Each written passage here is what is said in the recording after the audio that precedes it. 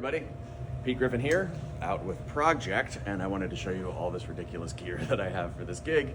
Starting with the Rickenbacker. Of course, I'm missing the truss rod cover because I have to mess with the truss rod, but this is in fact a Rickenbacker. It's a 4003S, I believe.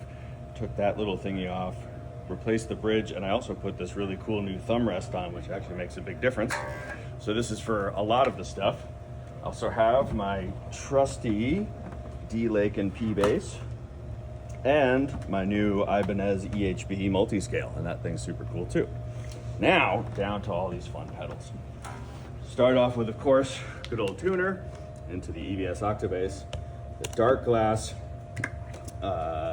Alpha Omega Photon. This thing keeps showing up on my board because I can't get away from it. It has 3 different really cool sounds, which really give me the dirt that I need for this. Fun chorus from MXR, the phaser from EBS. Also using the Downtown Express from Fender because this has a compressor, an overdrive, and an EQ, which I need all of to balance out all these different tones and everything. This awesome new Rise and Shine from Stone Deaf pedals. This thing is so freaking cool. I'm only using it for one part, and I'll show you that in a second. But for now, it's just kind of a really cool fuzz thing, but it also has a cool tremolo in it, really amazing pedal. The little baby MXR Jim Dunlop Crybaby. Wah. The Nemesis delay from Source Audio. You'll notice I have 2 ins and 2 outs of it because I'm running this magical Moog, which also triggers this thing, also through the delay. So I can have delay on both my bass and the Moog when I need it.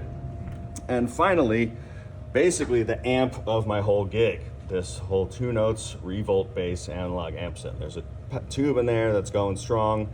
It's got 3 different settings, but I really only use 2. This thing sounds incredible. Our sound guy loves it.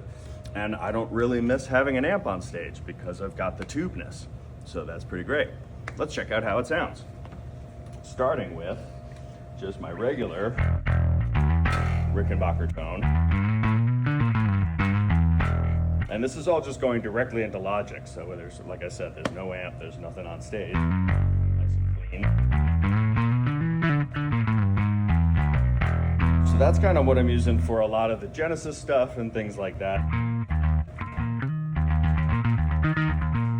Kind of thing. And then, to get into Chris Squire territory with Yes, of course, I go to the second dirty channel. I believe it is called the Dirt channel on the ReVolt.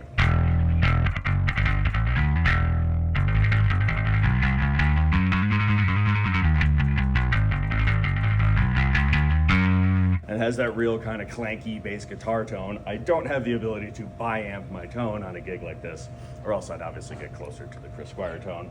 But then I can throw on the chorus for when we do maybe a little bit of roundabout.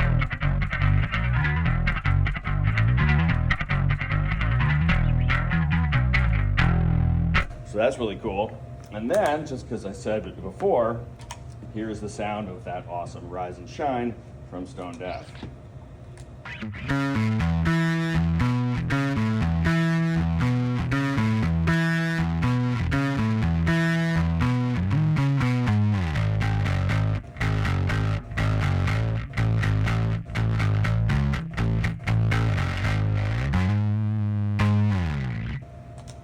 So there you have it. A whole bunch of fun gear, and I'm actually using all of it, and I kind of know how it all works. Thanks for checking it out.